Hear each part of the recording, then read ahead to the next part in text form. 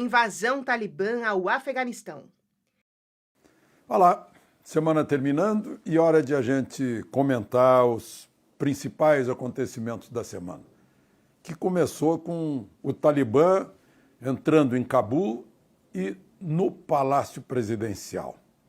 O que era para ser uma retirada dos americanos virou debandada, né?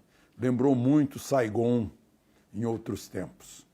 Os americanos não aprenderam a lição do Vietnã, como não aprenderam no Vietnã a lição que os franceses deixaram, não aprenderam no Afeganistão a lição que os britânicos deixaram, que os soviéticos deixaram e foram tentar também e se deram mal, estão saindo, né?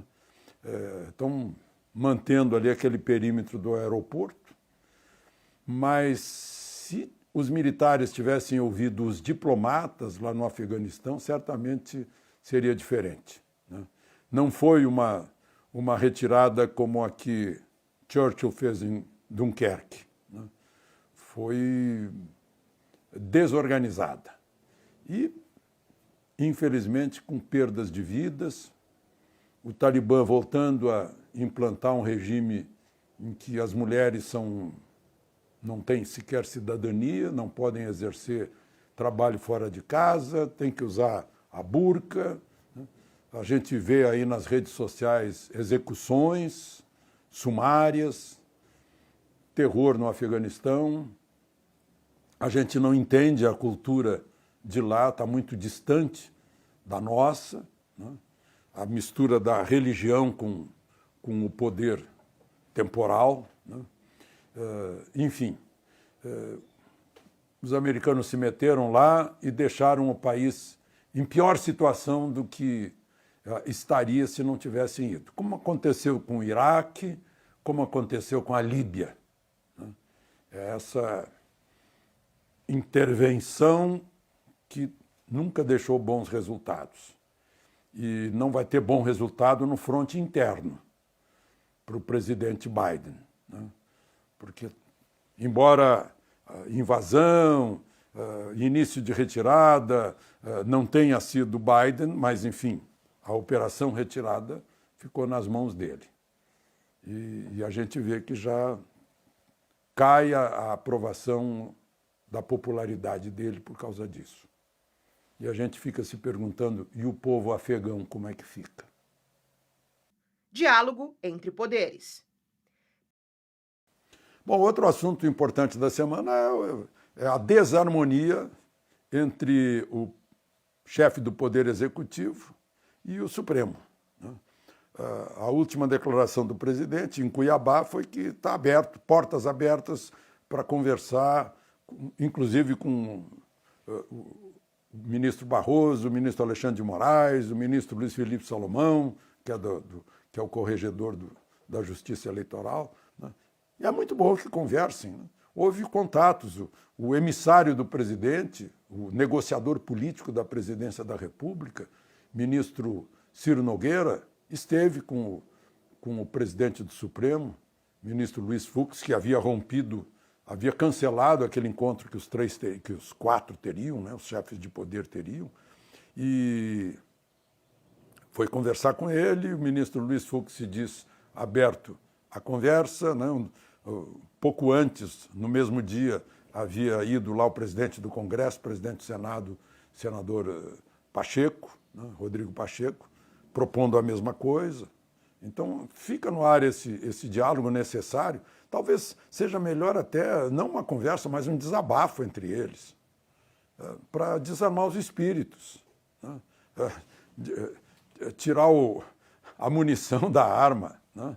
Desarmar os espíritos. O ministro Luiz Fux, no discurso de posse dele, foi muito claro, pedindo aos seus pares que não realizassem ativismo político, que deixassem o debate político, a retórica política para o lugar certo, para o plenário certo, que é o da Câmara e do Senado, mas não adiantou. Ele não é o chefe do Supremo, ele é o presidente das reuniões, mas cada ministro tem a mais absoluta independência e autonomia. Então, e essa consideração aí desse ativismo está muito claro com esse inquérito do fim do mundo, né? Totalmente fora fora de tudo, né?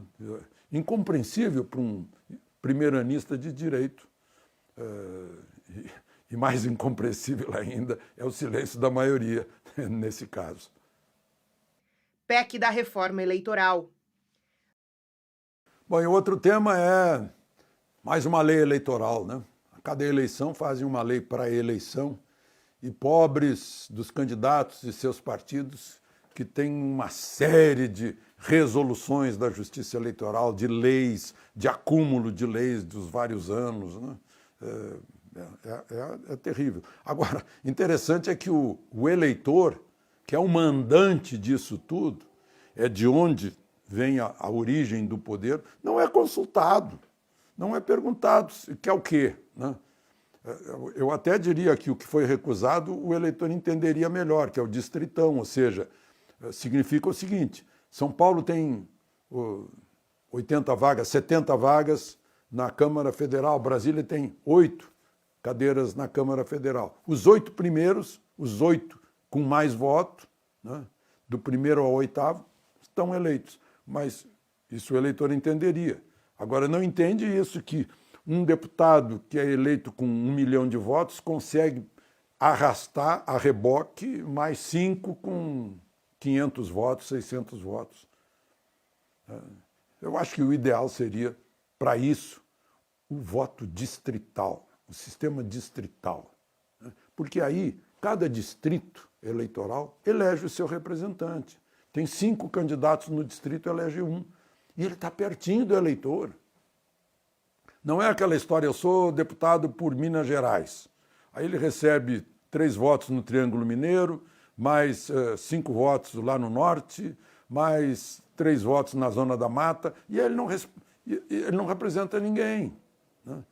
Ao passo que, com voto distrital, o representante representa o seu distrito e tem que prestar contas para o seu distrito, com quase contato epidérmico com o seu mandante.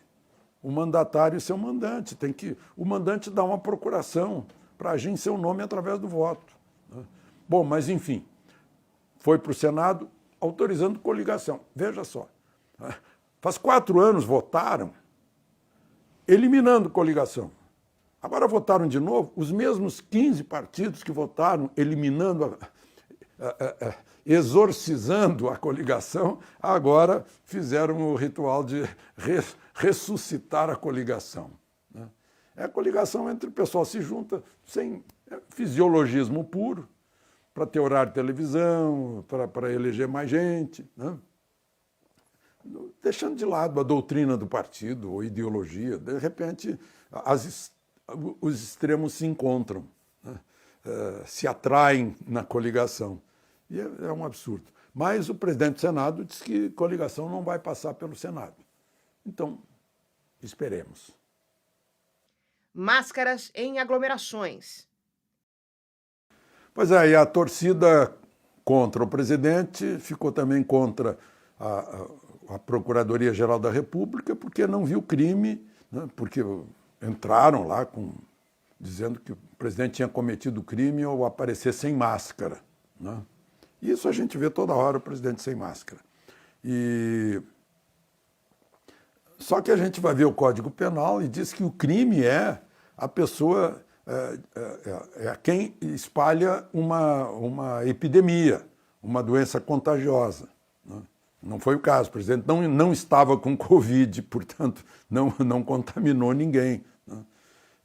Então, é uma questão, politizaram até essas questões aí, que é uma questão de proteção individual. Tomara que a gente aprenda, né, na hora que o sujeito está gripado, quer ir para o trabalho, precisa ir, mas vai de máscara, para não contaminar os outros. É um hábito que os japoneses têm, né, e a gente talvez aprenda agora, né? Mas, enfim, politizaram. O problema é que a pandemia foi politizada não só no Brasil, foi no mundo inteiro, né? E aí fica difícil de encontrar as soluções realmente do mundo real, né? Porque as emoções entram e embotam a razão. Conduta de Augusto Aras. Pois aí, 2 senadores da CPI de oposição entraram no Supremo contra o Procurador-Geral da República, né, dizendo que ele está omisso porque o presidente tem atacado o sistema eleitoral. Bom, começar que o atacado significa, para os democratas, significa criticado, né? E a crítica é tida como ataque por quem tem a cabeça totalitária, né? Porque não pode tocar, o contraponto não existe no sistema totalitário. O outro lado sempre está errado. A verdade está comigo, né? É assim que funcionam os regimes totalitários. E certamente o Procurador-Geral da República vê isso como uma manifestação política do presidente da República, né, inerente ao cargo que também é político, além de ser administrativo, né, e foi eleito para isso. Então, foi para o Supremo, está nas mãos do Supremo agora. A gente sempre também justifica o ato dos senadores, né, porque eles também são políticos. Qualquer coisa que lhes dê tribuna, palanque, né, como a CPI tem dado, né, faz parte. Tem eleição no ano que vem, né? A gente tem que reconhecer que essa eleição do ano que vem está botando muito combustível nas emoções da política brasileira. Só que, né, esse combustível, quando exagerado, perturba o país. Porque as pessoas fora de Brasília, que querem trabalhar, que querem progredir, acham que isso pode prejudicar investimento, prejudica o câmbio, portanto, afeta os negócios internacionais de brasileiros, né? Os investidores lá fora ficam preocupados. Ainda essa semana estava conversando com o embaixador de um dos países que mais investe no Brasil, né? E ele me dizia das preocupações com as narrativas e os acontecimentos de bate-boca, né? Estava querendo avaliar até onde o alcance disso. Preocupa realmente, perturba, né? As pessoas têm que saber que não estão dentro de uma redoma, de uma ampola, que o que elas fazem afeta o país, afeta os mandantes, os cidadãos, os eleitores, os que sustentam tudo isso pelos seus impostos, que são uma boa parte de seu suor. Crise institucional no Brasil. E a semana terminou na sexta-feira com mandado de busca e apreensão relativos ao ex-deputado federal, o cantor sertanejo Sérgio Reis, popularíssimo nesse país e com justiça, e o deputado aguerrido, digamos assim, Ottoni de Paula, né? O cantor Sérgio Reis parece que se animou demais, né? Deu o ultimato para o Supremo de 72 horas, disse que iria parar o país, que iria entrar lá dentro, depois se arrependeu, mas aí já era tarde, né? O devido processo legal foi posto finalmente em prática, né? Porque é um Estado democrático de direito, não houve isso de um ministro se sente ofendido e manda prender. Nesse caso, não, né? A Procuradoria-Geral da República, que ficou assustada com as ameaças, né? Ficou preocupada e pediu para a Polícia Federal busca e apreensão para avaliar a extensão do que estava sendo feito. Num deputado, fica de novo a lembrança do artigo 53 da Constituição, da inviolabilidade do mandato por suas palavras, né? Aliás, confirmado até numa publicação que eu tenho aqui do próprio ministro Alexandre de Moraes, né? No seu livro sobre Constituição, Direito Constitucional, que ele cita Nelson Hungria, dizendo que não haverá crime em qualquer manifestação do parlamentar, né? Ainda que houvesse apologia de criminoso, incitamento ao crime, vilipêndio oral a culto religioso, etc., porque a imunidade material exclui crime, né? Então, é bom lembrar disso, né? porque já pegou um outro deputado. E a melhor coisa é o Estado democrático de direito, devido ao processo legal, que aí faz as coisas dentro da Constituição. Que a gente não precisa depender de nossas liberdades, não tem que depender do humor da autoridade, tem que depender da nossa carta de princípios. Nós temos que ter garantia de uma carta que seja cumprida, a Carta de Direitos da Cidadania, que estão acima dos direitos do Estado. Bom, por hoje é isso e aproveitem o restante do dia. Obrigado pela audiência.